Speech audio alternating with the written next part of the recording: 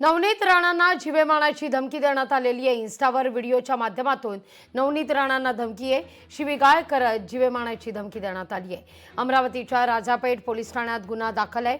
युवकाच्या धमकीचा व्हिडिओ सध्या व्हायरल होतोय।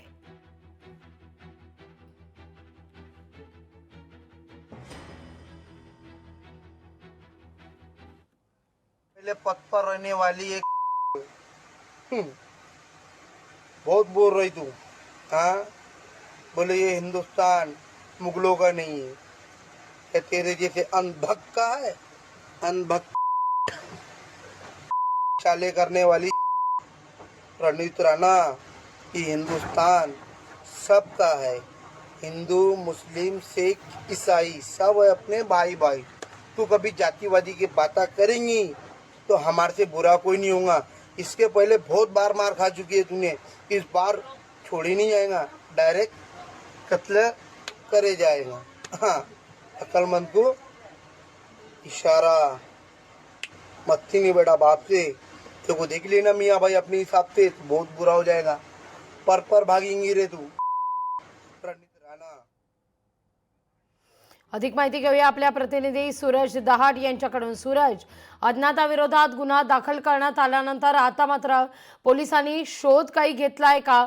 या व्हिडिओच्या माध्यमातून या व्यक्तीपर्यंत पोहोचण्याचा, आरोपीपर्यंत पोहोचण्याचा कुठवर प्रयत्न झालाय का? अपडेट आहे?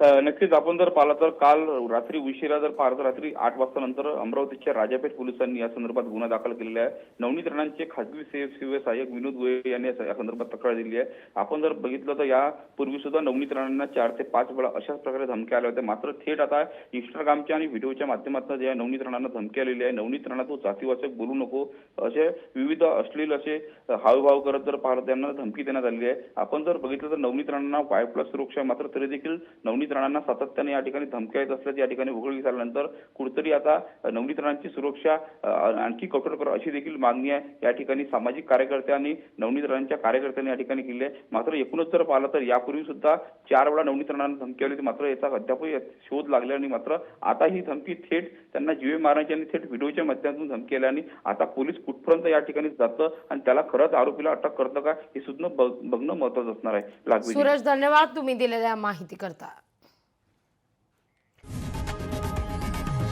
लोकशाही मराठी ऐका, पहा, जागरूक रहा।